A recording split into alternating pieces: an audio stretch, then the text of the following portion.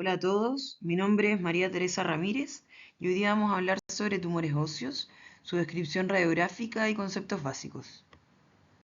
Los objetivos de esta presentación son conocer y describir los signos radiográficos de malignidad y benignidad de los tumores óseos, saber interpretar una radiografía de un tumor óseo en el esqueleto apendicular y saber sospechar en una radiografía una probable fractura en hueso patológico.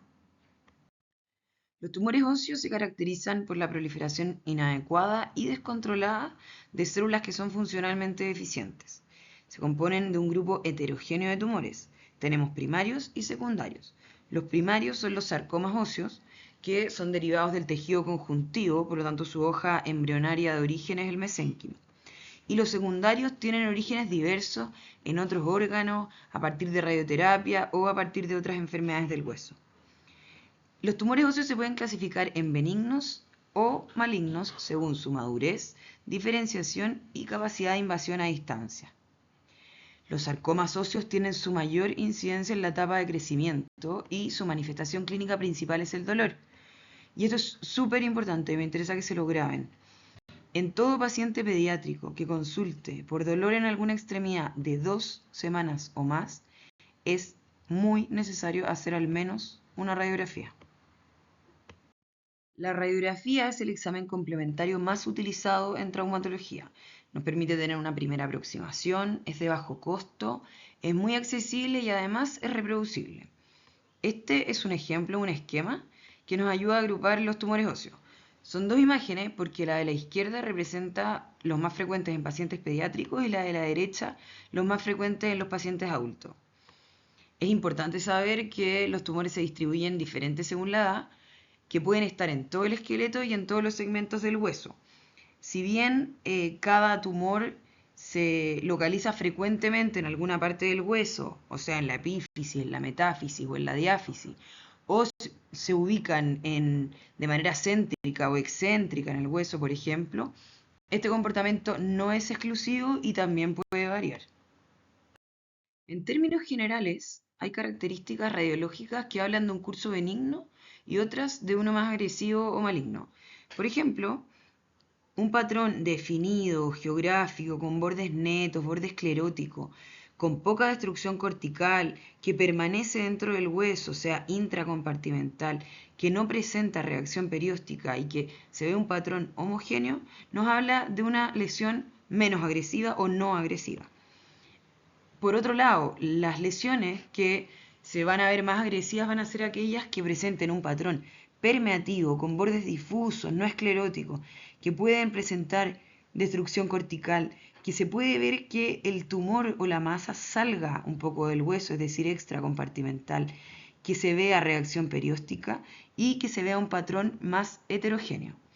Sin embargo, el aspecto de las radiografías en las lesiones tumorales no es absolutamente característico. Varias lesiones se parecen entre sí, a pesar de tener histologías y agresividades distintas. Por eso es muy importante el orden en la descripción de estas lesiones y eso es lo que vamos a ver a continuación.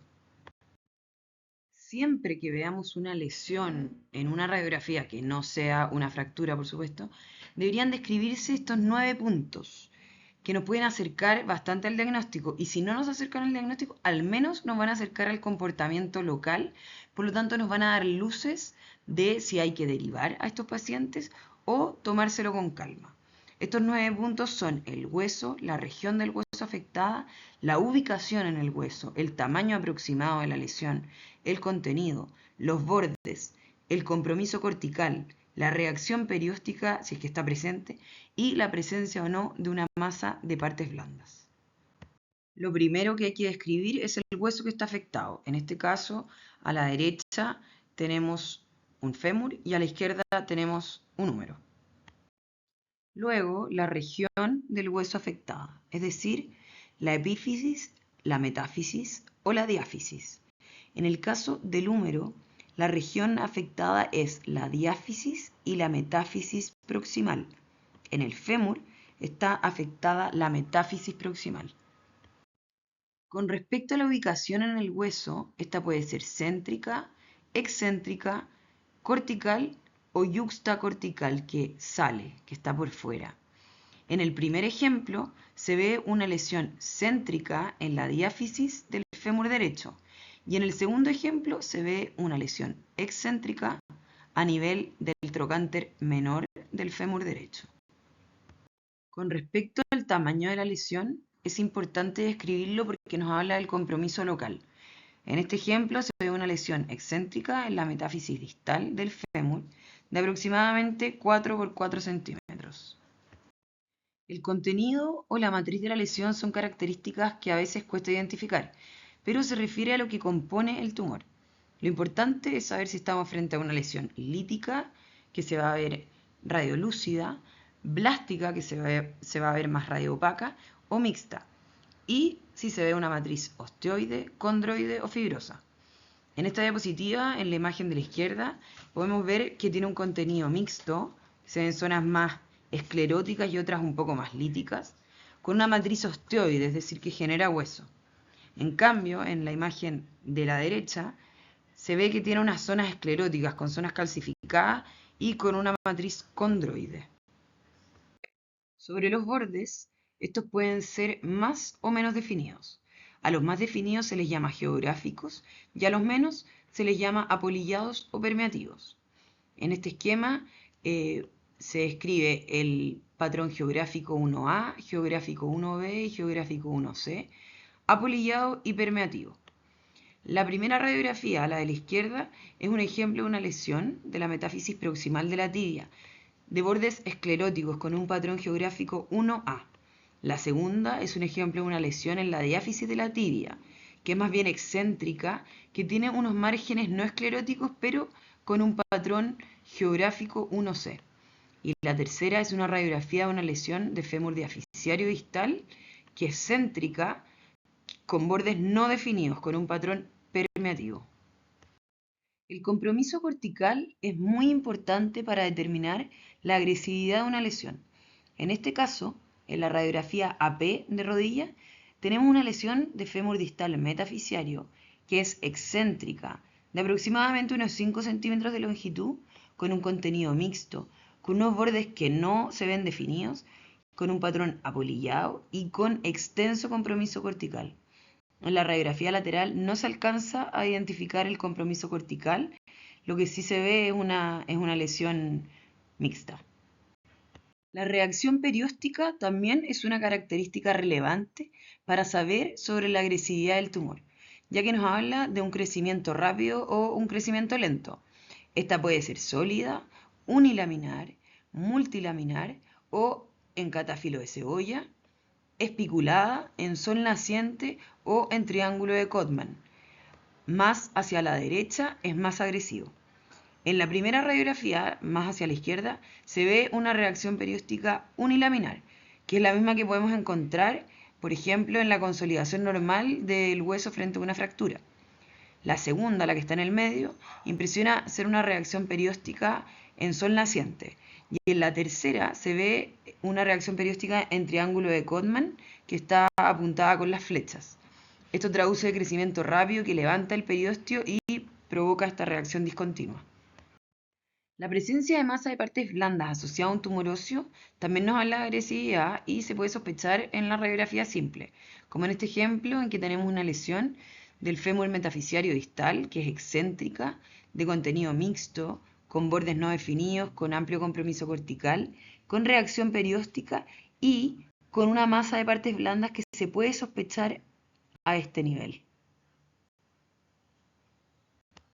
A modo de descripción radiográfica de una lesión, en esta radiografía se ve una lesión en el peroné a nivel diaficiario que compromete todo el ancho del hueso, de unos aproximadamente 8 centímetros de longitud, que se ve de contenido mixto, con bordes poco definidos de patrón permeativo, con compromiso de la cortical, si vemos es distinta de la cortical que sigue hacia abajo, con reacción perióstica en catáfilo de cebolla, también en triángulo de Codman, arriba, y en sol naciente. Sin embargo, impresiona sin masa de partes blandas. Por lo tanto, llegamos a la conclusión de que parece ser una lesión agresiva. Otro ejemplo es esta lesión en la tibia a nivel metafisiario central de aproximadamente 5 por 5 centímetros, que impresiona de contenido lítico, como si tuviera cavidades, de bordes escleróticos bien definidos con un patrón geográfico, que invade la cortical endostal, es decir, por dentro. Impresiona sin reacción perióstica ni masa de partes blandas. Por lo tanto, yo diría que parece ser una lesión de agresividad intermedia. Ahora vamos a hablar un par de palabras de sospecha de fractura en hueso patológico. Para sospechar una fractura en hueso patológico, lo primero es cuando nos llega un paciente con una fractura que se produce por un mecanismo de muy baja energía. Por ejemplo, en este caso, pasarse a llevar el brazo o levantar una bolsa y que se produzca esta fractura de un húmero diaficiario. Lo siguiente es que el rasgo de fractura no calce con el mecanismo. Por ejemplo, en general los rasgos transversos se ven con golpes directos. Entonces, si el paciente llega con dolor en la pierna, le tomamos una radiografía, nos aparece esto, pero él describe un mecanismo rotacional, no calza. Entonces ahí debemos sospechar una fractura en hueso patológico. Y tercero, que en el sitio de fractura se vea alguna lesión lítica o distinta del resto del hueso. Es importante mencionar que hueso patológico no es lo mismo que metástasis. Si bien las metástasis son los tumores óseos más frecuentes, el hueso puede ser patológico por lesiones pseudotumorales, por infección, por otros tumores o incluso por enfermedades metabólicas. Entonces, no asumir que un paciente mayor de 40 años que tiene una fractura que se ve en hueso patológico es por una metástasis, puede ser por otra cosa. Y por último, unos mensajes para la casa. Lo que conversamos al principio, todo paciente pediátrico con dolor en alguna extremidad hace 2 semanas o más, es necesario estudiarlo, solicitar una radiografía del segmento, porque nos podemos encontrar con sorpresas. También estar atento a posibles hallazgos en radiografía, aunque sean solicitados por otra razón. Recordar los signos más importantes de agresividad, los bordes mal definidos, la reacción perióstica, la destrucción de la cortical y la presencia de masa de partes blandas. Y también en fracturas con mecanismo de muy baja energía o sin mecanismo, siempre sospechar que estamos frente a un hueso patológico. Muchas gracias por su atención.